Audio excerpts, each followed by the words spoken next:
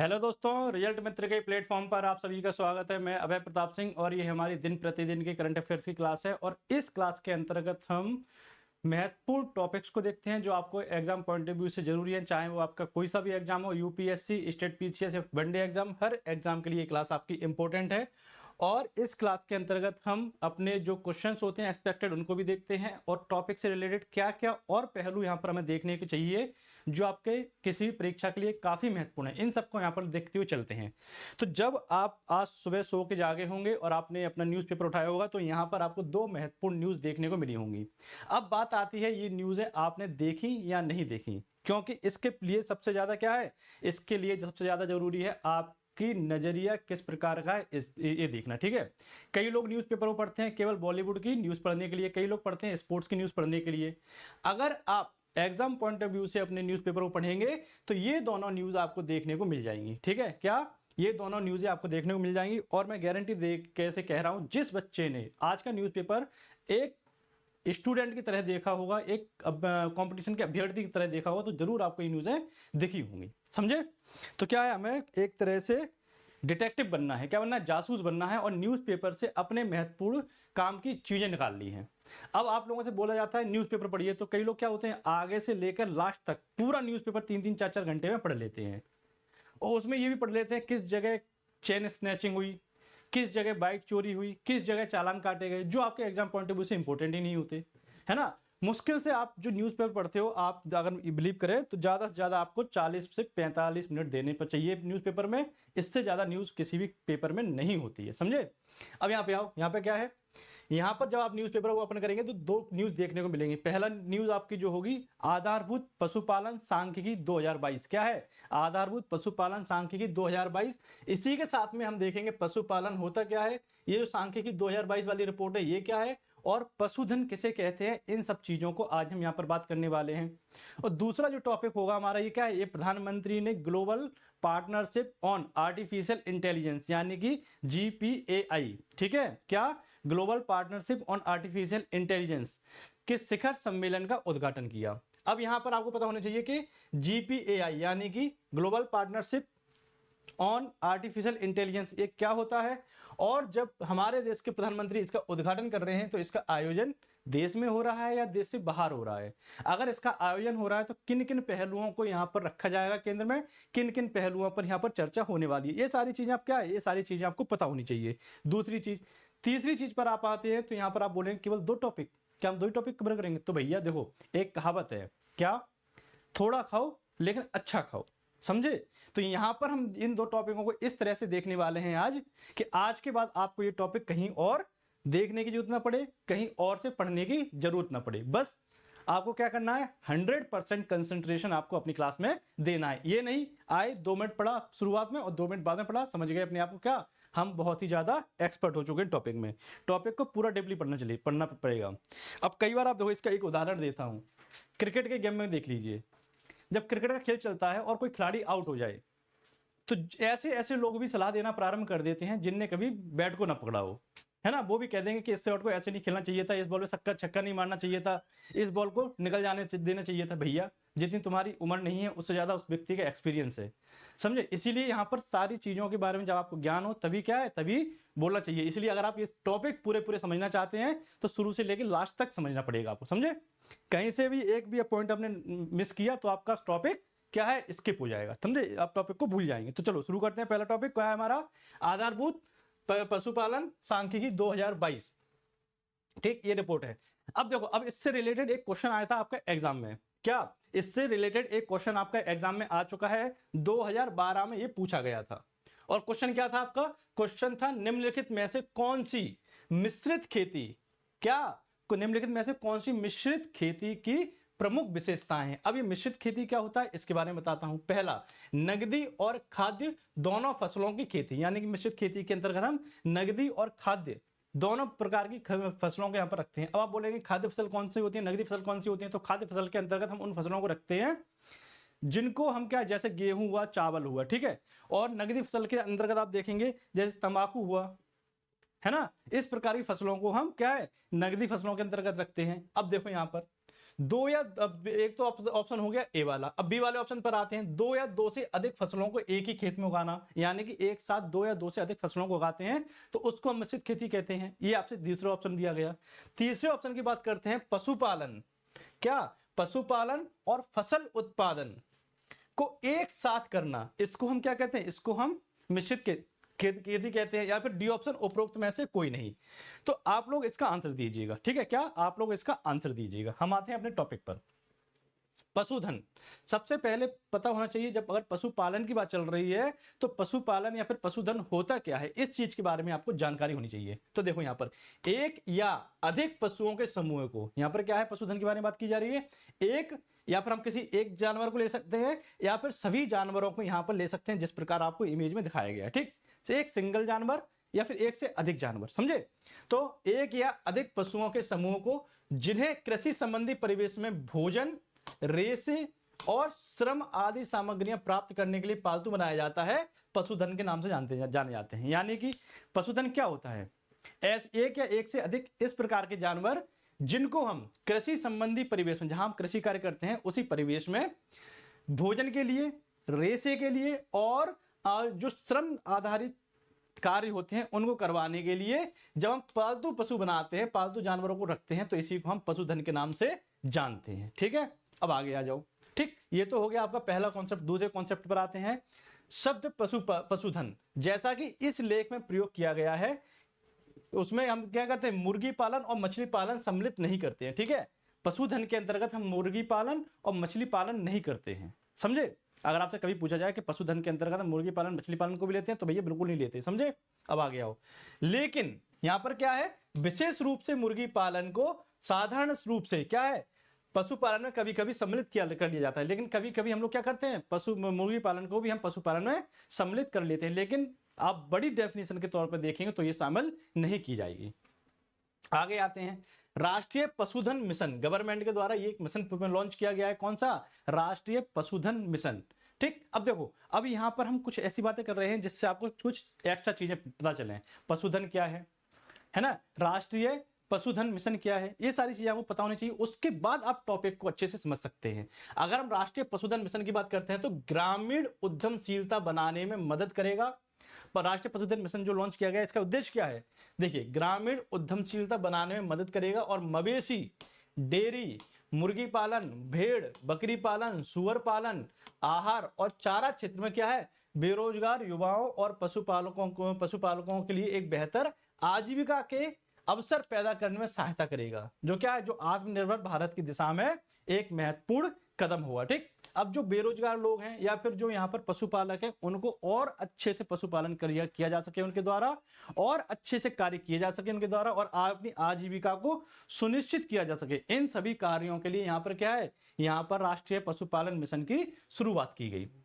अब यहां पर देखिए, आधारभूत पशुपालन सांख्यिकी 2022 के प्रमुख निष्कर्ष निम्नलिखित तालिका में उल्लिखित है। यानी कि जो आधारभूत पशुपालन सांख्यिकी 2022 है, इसके क्या है, इसके प्रमुख निष्कर्ष हम अपनी अगली तालिका में देखने वाले हैं। तो इसमें आप देख रहे होंगे एक टेबल दी गई है, और इस टेबल के अंतर्गत आपको सबसे पहले मदद दी गई है, यानी कि किन किन चीजों के बारे में बात करने वाले हैं। फिर आपके पास डाटा है पिछले ईयर का, यानी कि 2020-21 का। अगला डाटा है हमारे पास 21 और 22 का। और यहाँ पर हमने प्रतिशत में देखा है कि कहां पर वृद्धि हुई है, कहां पर कमी हुई है। सबसे पहले हम बात करते हैं भारत में दुग्ध उत्पादन की। किसकी? यहाँ पर हम करते हैं मिल्क प्रोडक्शन की, यानी दूध उत्पादन की।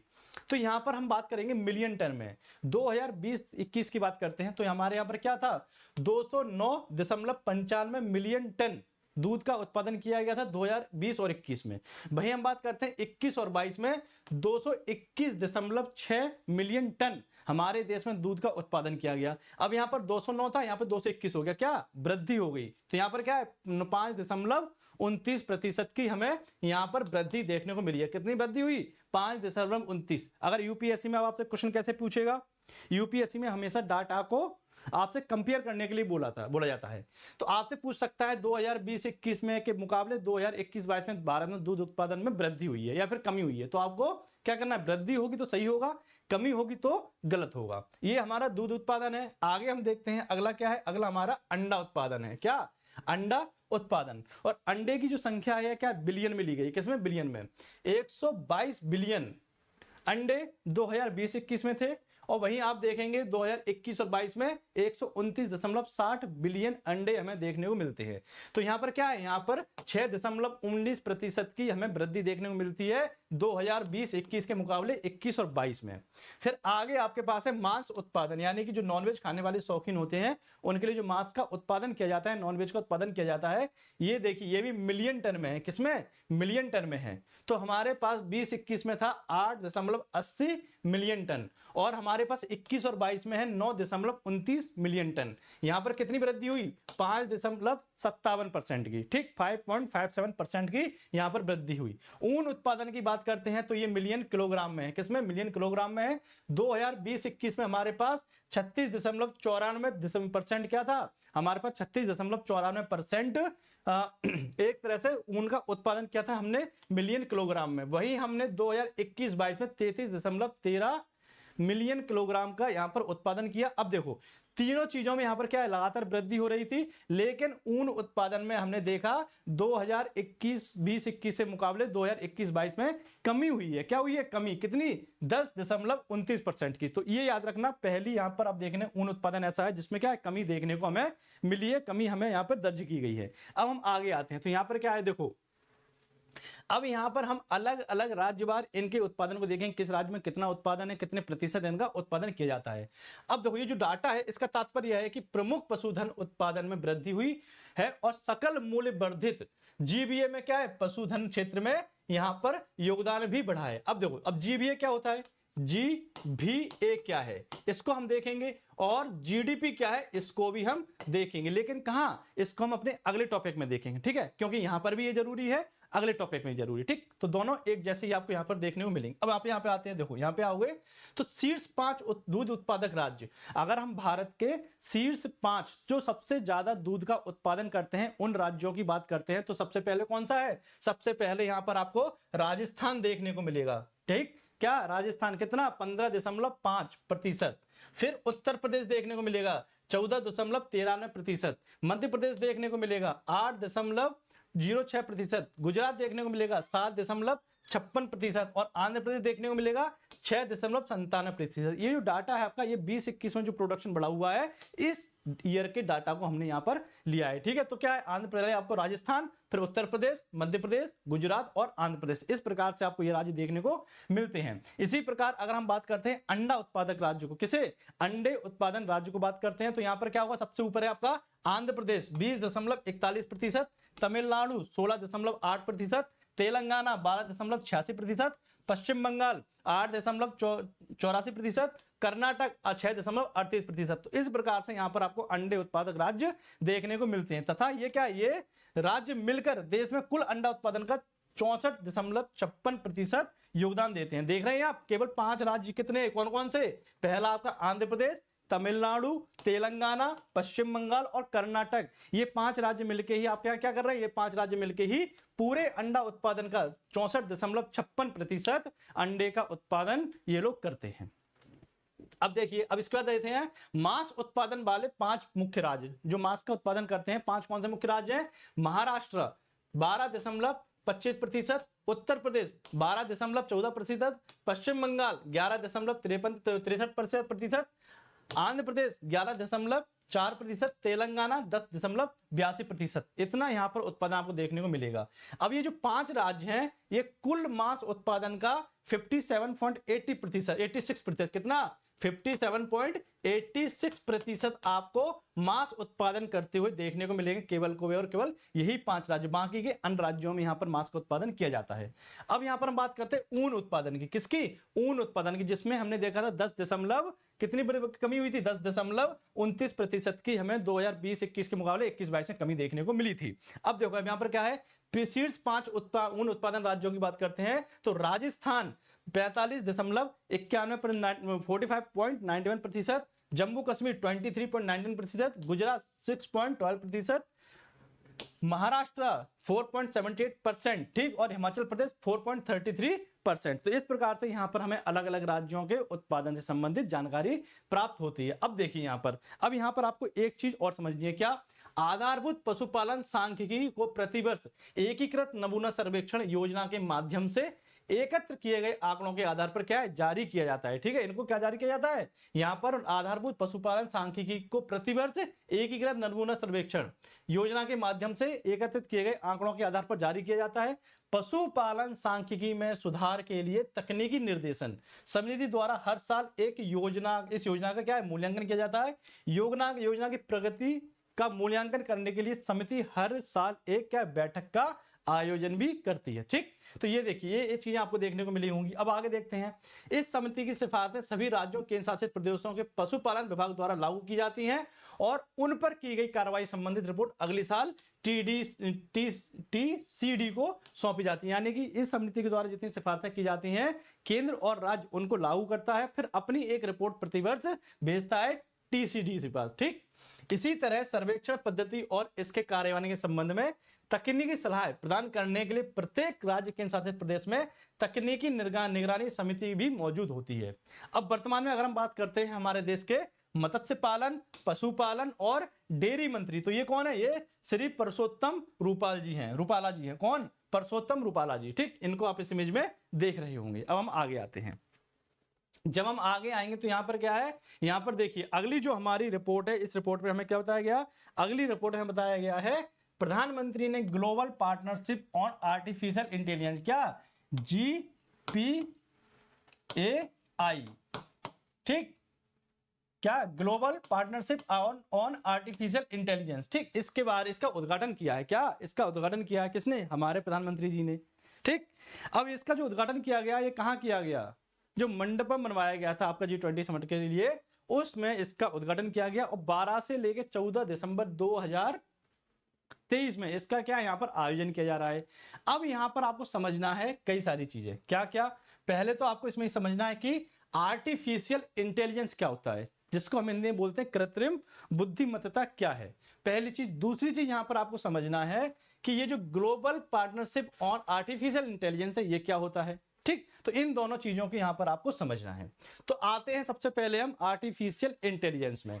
तो आर्टिफिशियल इंटेलिजेंस में आप समझ रहे होंगे, पहला ये नाम जो है आर्टिफिशियल क्या होता है, कोई कृत्रिम।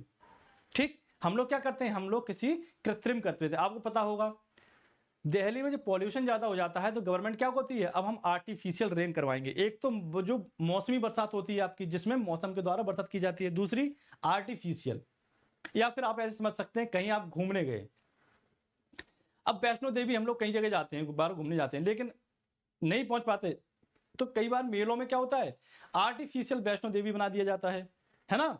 या फिर आप कुछ भी चीज समझ सकते हैं, आर्टिफिशियल भगवान बना दिए जाते हैं, कुछ भी समझ लीजिए आप। ठीक है, कृत्रिम चीज से बनाई गई। अब वैसे मैं यहाँ पे खड़ा हूं, अब मेरी जगह कोई यहाँ पर पुतला आ जाए तो वो क्या हुआ, आर्टिफिशियल मेरा रूप होगा। तो यहां पर देखिए क्या है, ये आर्टिफिशियल है। और इंटेलिजेंस की बात करते हैं तो इंटेलिजेंस तो आप समझते ही हैं, बुद्धिमत्ता, क्या, बुद्धिमत्ता। ठीक, यानी कि एक तो हमारे पास दिमाग है जो हमारे अंदर फिट है, जिसके द्वारा हम अपने क्रियाकलाप करते हैं, जिसकी सोच समझने की क्षमता होती है।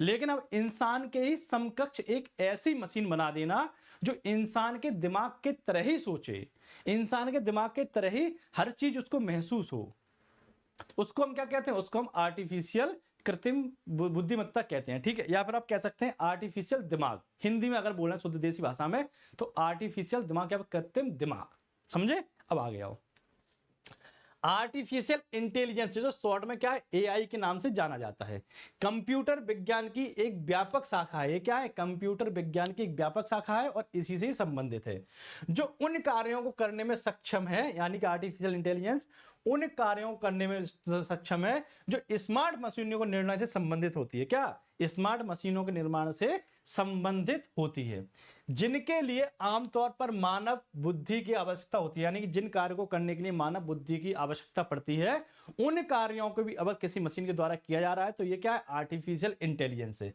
जबकि एआई कई दृष्टिकोण वाला एक अंतः विषय विज्ञान है। ठीक, मशीन विज्ञान है। मशीन लर्निंग और डीप लर्निंग में प्रगति के रूप में तकनीकी उद्योग के लगभग हर क्षेत्र में एक आदर्श बदलाव ला रही है। जो आर्टिफिशियल इंटेलिजेंस एक तकनीक के हर क्षेत्र में बदलाव लेके आ रही है। अब देखो, अब मैं यहां पर आपको पढ़ा रहा हूं, क्या कर रहा हूं, मैं यहां पर पढ़ा रहा हूं। ठीक, अब यहाँ पर कोई एक ऐसी मशीन आ जाए जो समझ ले, चलो ठीक है ये टॉपिक पढ़ाना है आपको, ये टॉपिक आपको पढ़ा दे, अब समझ जाए चलो ये टॉपिक हो गया, अब इसको क्लियर कर देते, तो वो इसको क्लियर भी कर देगी। एक तरह से जो मानव गतिविधि करता है अपने दिमाग का यूज करके, उसी प्रकार से दिमाग का यूज करके जब मशीनें उपयोग करना पड़ती, चीजें चालू कर देती हैं, उसे हम आर्टिफिशियल इंटेलिजेंस के नाम से जानते हैं। अब देखिए, कृत्रिम बुद्धिमत्ता मशीनों को मानव मस्तिष्क की क्षमताओं का मॉडल बनाने या उनमें सुधार करने की अनुमति देती है। यानी कि जिस प्रकार से मानव मस्तिष्क कार्य करता है, अब देखो ये क्या है, मानव मस्तिष्क है। अब इसी को हमने क्या किया, किस प्रकार से हमारा मानव मस्तिष्क कार्य करता है, इसकी हमने पहले स्टडी की, और इसी आधार पर हमने कुछ ऐसी मशीनें बना ली जो मानव की बुद्धि के समान कार्य कर सकते हैं। ठीक, तो ये हमने क्या किया, ये हमने आर्टिफिशियल इंटेलिजेंस कर दिया। अब देखो आर्टिफिशियल इंटेलिजेंस की सबसे अच्छी उदाहरण बॉलीवुड की अगर हम बात करते हैं तो रोबोट ही मूवी तो थी शायद, आई थिंक, मुझे नाम क्लियर नहीं है उसका, मुझे जहां तक याद है रोबोट ही मूवी थी, है ना, रजनीकांत वाली रोबोट ही मूवी थी वो। उसमें आप देखो उसमें क्या था, वो व्यक्ति जो इंसानों की तरह सारी हरकतें करता था, गाड़ी भी चलाता था, है ना, और फिर बाद में प्रेम प्रसंग में भी फंस गया था। तो क्या ये सारा आर्टिफिशियल इंटेलिजेंस, यानी जो एक इंसान महसूस करता है वही अब मशीनें भी क्या करेंगी, महसूस करेंगी। जिस स्तर तक इंसान सोच सकता था, अपने दिमाग का यूज कर सकता था, वही सारी चीजें अब आपको मशीनें भी करते हुए दिखाई देंगी। इसी प्रकार की हॉलीवुड में भी कई सारी मूवीज हैं, है ना। अब आ जाओ यहाँ पर, और यहाँ पर देखिए सेल्फ ड्राइविंग। अब देखो कई प्रकार की आजकल गाड़ी आने लगी, कैसी, जैसे कि टेस्ला वाली। अब सिर्फ जाके बैठ जाइए, आपको क्या करना है, दरवाजा भी नहीं खोलना। अब जैसे पहुंचेंगे गाड़ी के एक रेंज में, दरवाजा खुल जाएगा, आप उसमें बैठ जाइए और फिट कर दीजिए आपको कहां जाना है। फिर क्या होगा, फिर सारी गतिविधियां अपने आप होती रहेंगी, आप उसमें आराम से सो जाइए, कुछ भी कर लीजिए। जैसे टेस्ला लेके आ रहा है नया कॉन्सेप्ट, है ना, ये क्या है, ये भी तो आर्टिफिशियल इंटेलिजेंस है कि अपने आप गाड़ी चलती रहेगी, आपको कुछ करना ही नहीं है। कारों के विकास से लेकर चैट जीटीपी का भी आपने नाम सुना होगा। और इसके अलावा आपने क्या किया होगा, इसके आपने डीप फेक का भी नाम सुना होगा, जो अभी एक जो एक्ट्रेस थी साउथ की, उस मैटर में काफी देखने को मिला था। तो ऐसा नहीं है, ये जो टेक्नोलॉजी आ रही है इसके केवल सकारात्मक प्रभाव है, नकारात्मक भी कई सारे प्रभाव हैं जिनकी हम चर्चा करेंगे अभी। ठीक, और गूगल के बार्ड जैसे जनरेटिंग एआई टूल्स के प्रसार तक क्या है, एआई तेजी से रोजमर्रा की जिंदगी का हिस्सा बनता जा रहा है। आजकल चैट जीटीपी आ गया है, अगर आपको कुछ क्वेश्चन पूछना है तो उसमें केवल टाइप कर दीजिए, पूरी लिस्ट खुल के आ जाएगी उसके क्या क्या संभावित आंसर हो सकते हैं। तो ये भी एक तरह से क्या, ये भी एक तरह से आर्टिफिशियल इंटेलिजेंस है। और हम हर उद्योग की कंपनियां क्या इस क्षेत्र में निवेश कर रही हैं। अब ये क्या है, आगे भविष्य है आर्टिफिशियल इंटेलिजेंस अगर हम कहें, या फिर हम इसमें और भी नाम जोड़ सकते हैं जैसे कि चैट जीटीपी। ये क्या है, ये आने वाला भविष्य है लोगों का, या फिर दुनिया का यही भविष्य होने वाला है। इसीलिए यहां पर हर कंपनी क्या कर रही है, हर कंपनी उस उद्योग में निवेश करने में लगी हुई है, अच्छे से अच्छा खासा यहां पे इन्वेस्ट कर रही है। इसके जरिए कंप्यूटर सिस्टम या फिर रोबोटिक सिस्टम तैयार किया जाता है। अब ये देखो इसके अंदर क्या होता है, एक रोबोटिक सिस्टम या फिर कंप्यूटर सिस्टम को तैयार करते हैं जिसे उन्हीं तर्कों के आधार पर चलाने का प्रयास करता है जिसके आधार पर मानव मस्तिष्क कार्य करता है। अब इसके तहत एक क्या है, इसके तहत एक पूरा सिस्टम बनाने की तैयारी की जा रही है। अब यहां पर आप देखिए, या तो रोबोटिक सिस्टम होंगे या कंप्यूटर सिस्टम होंगे। अब इनका कार्य क्या होगा, जिस सिद्धांत पर या फिर जिस आधार पर मानव का मस्तिष्क काम करता है, उसी आधार पर ये कंप्यूटर के सिस्टम और ये क्या आपका ये कंप्यूटर सिस्टम और रोबोटिक सिस्टम कार्य करने वाले हैं उसी सिद्धांत पर। ठीक, अब यहां पर देखो सरल शब्दों में कहें तो आर्टिफिशियल इंटेलिजेंस का अर्थ एक ऐसी मशीन है जो सोचने समझने में और निर्णय लेने में क्षमता विकसित करने से होता है। यानी कि अगर हम सीधी सीधी भाषा में बोले हैं और आसान भाषा में बोले तो आर्टिफिशियल इंटेलिजेंस ऐसी मशीन है क्या, जो सोचने समझने की भी क्षमता रखती है, चीजों को महसूस करने की क्षमता रखती है और निर्णय लेने की क्षमता भी ये अपने अंदर विकसित करती है। ठीक, चीजों को समझ के, जैसे हम लोग क्या करते हैं, हम लोग किसी चीज को देखते हैं फिर समझते हैं तब निर्णय लेते हैं, उसी प्रकार से मशीनें भी जो आने वाली हैं इसी सिद्धांत पर काम करते हुए आपको देखने को मिलेंगी। अब देखिए, अब यहां पर बात आती है आर्टिफिशियल इंटेलिजेंस का महत्व, यानी कि इंपोर्टेंस क्या है आर्टिफिशियल इंटेलिजेंस की, समझे इंपोर्टेंस क्या है। तो यहां पर देखो नीति आयोग, कौन सा आयोग, नीति आयोग, योजना आयोग को बंद करके नीति आयोग का निर्माण किया गया था। पता है कब किया गया था, जल्दी से डेट बता दो, जल्दी से डेट बता दो नीति आयोग की, कब इसको स्थापित किया गया था और पहले इसके सीईओ कौन थे। ठीक, आ जाओ, और वर्तमान में इसके अध्यक्ष कौन है? चलो यही बता दो, 3 आंसर बता दीजिए। नीति आयोग की स्थापना कब की गई थी? नीति आयोग के पहले सीईओ कौन थे और नीति आयोग के वर्तमान में अध्यक्ष कौन है? बताइए जल्दी से। नीति आयोग के अनुसार क्या, नीति आयोग के अनुसार अगर हम बात कर, अरे सॉरी, हाँ नीति आयोग था, नीति आयोग पूछे, चलो आगे बढ़ते हैं। नीति आयोग ने एक अनुमान लगाया है, उसके अनुसार यदि भारत में सही ढंग से एआई पर काम किया गया, सही ढंग से आर्टिफिशियल इंटेलिजेंस पर काम किया गया, तो क्या होगा? तो आने वाले समय में यानी कि 2035 तक हम अपनी अर्थव्यवस्था में यानी कि हम अपने सकल घरेलू वर्धन पर, सकल मूल्य वर्धन पर, ठीक सॉरी, सकल मूल्य वर्धन पर यानी कि ग्रॉस वैल्यू एडेड पर 15% की वृद्धि कर सकते हैं। ये नीति आयोग ने क्या है, नीति आयोग ने क्या कहा?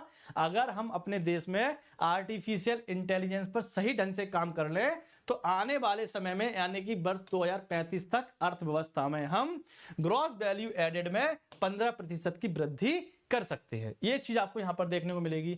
आर्टिफिशियल इंटेलिजेंस गुणवत्तापूर्ण स्वास्थ्य सेवा की पहुंच और सामर्थ्यता बढ़ाने में मददगार साबित हो सकता है। क्या हो सकता है? आर्टिफिशियल इंटेलिजेंस स्वास्थ्य सेवाओं में मदद पहुंचा सकता है, उसमें और अधिक कुशल प्रयोग किए जा सकते हैं और सामर्थ्यता बढ़ाने में ये मददगार साबित हो सकता है। अभी हम इसकी और भी बात करेंगे, ऐसा नहीं है कि आर्टिफिशियल इंटेलिजेंस इतना ही सा है, बहुत बड़ा आपको देखने को मिलेगा। अब देखो यहां पर हमने एक बात की थी, किसकी?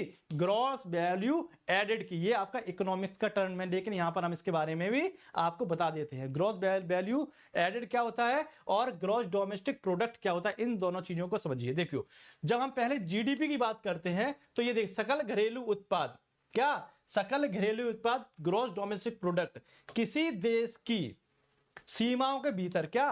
किसी देश की बाउंड्री के भीतर, सीमाओं के भीतर एक विशिष्ट समय अवधि, अब ये विशिष्ट समय अवधि कुछ भी हो सकते हैं जो गवर्नमेंट डिसाइड करे। आप मान लीजिए 1 जनवरी से लेकर, कब से? 1 जनवरी से लेकर 31 दिसंबर तक, ठीक? ये हमने विशिष्ट अवधि एक मान ली। तो क्या है?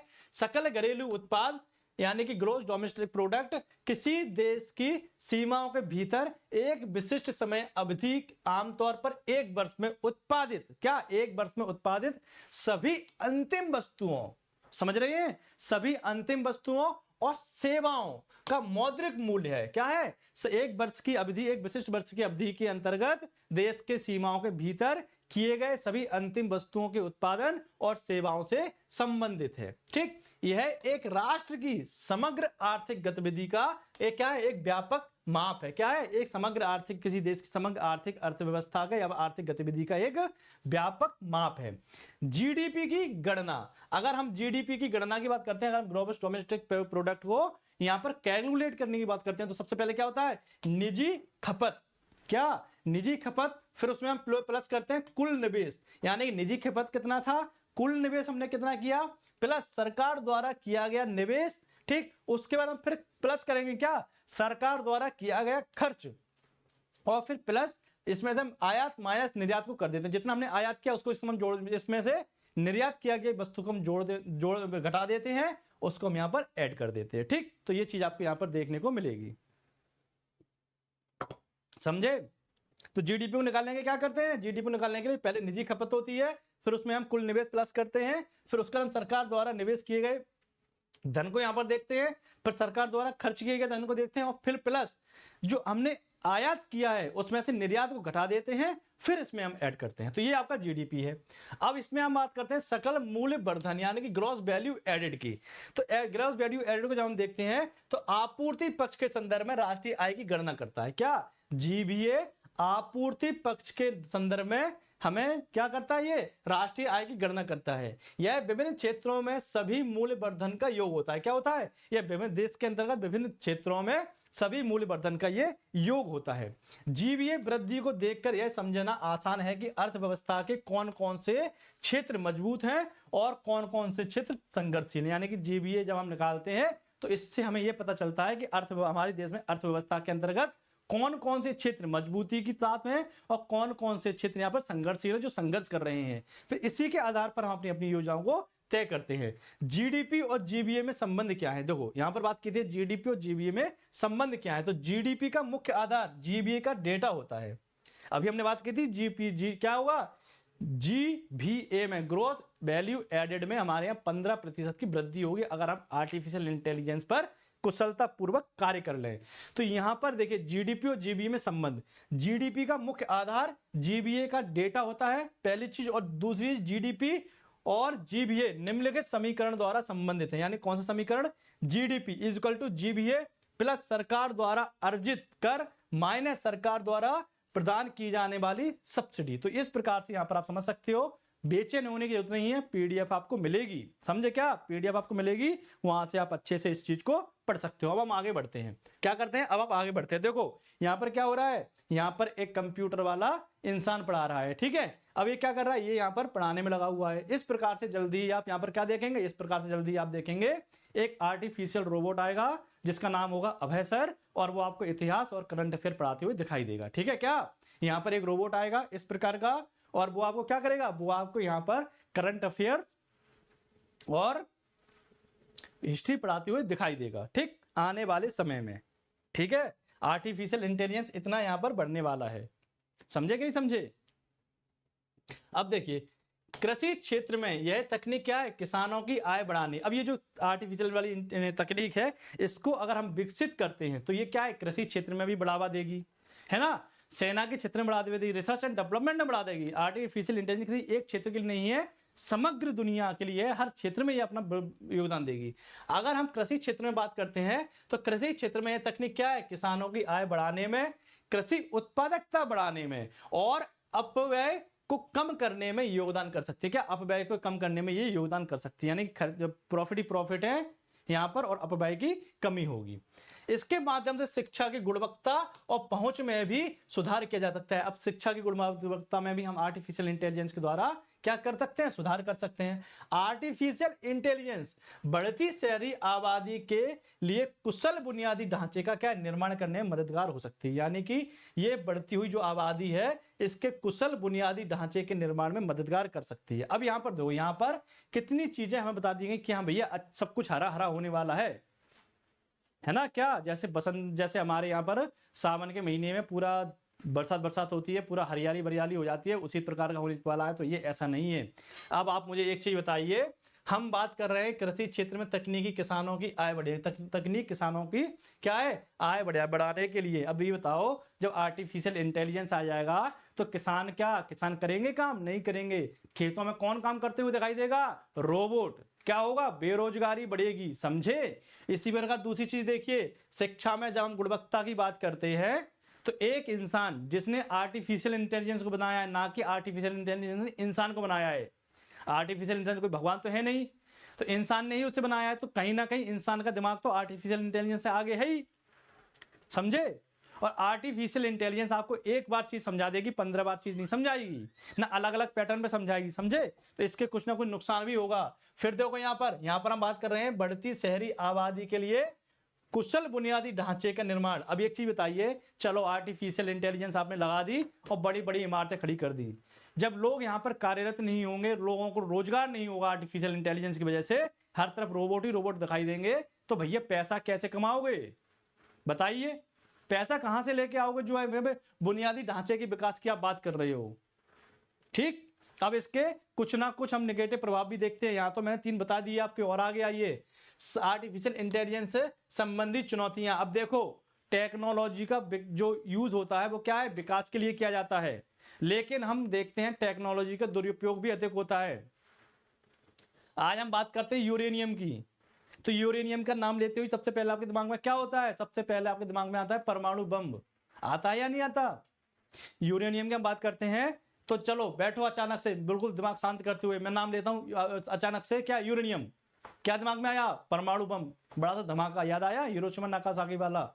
जब आप इमेज में देखते होगे कैसे इस प्रकार से बड़ा सा गुब्बारा बना हुआ दिखाई देता होगा, दिखाई देता है क्या नहीं दिखाई देता, मशरूम जैसा, ठीक। और फिर मैं बोलूं कि यूरेनियम के और भी प्रयोग होते हैं, तब आप समझोगे हाँ, चिकित्सा के क्षेत्र में, ठीक, बिजली बनाने के क्षेत्र में, तब आप समझ में पाएगा कि हाँ इसके और भी यूज है। लेकिन सबसे पहले क्या है, नेगेटिव ही हमारे दिमाग में इमेज बनती है। तो भैया यहाँ पर आपने बात तो कर ली बढ़िया कि हाँ किसानों की आय बढ़ जाएगी, रोजगार क्या नाम है, लोगों के लिए इंफ्रास्ट्रक्चर खड़ा किया जाएगा, इसके कुछ नकारात्मक प्रभाव भी तो हैं, वो भी तो बात कीजिए। टेक्नोलॉजी क्या है, दोनों चीजें लेके आती है।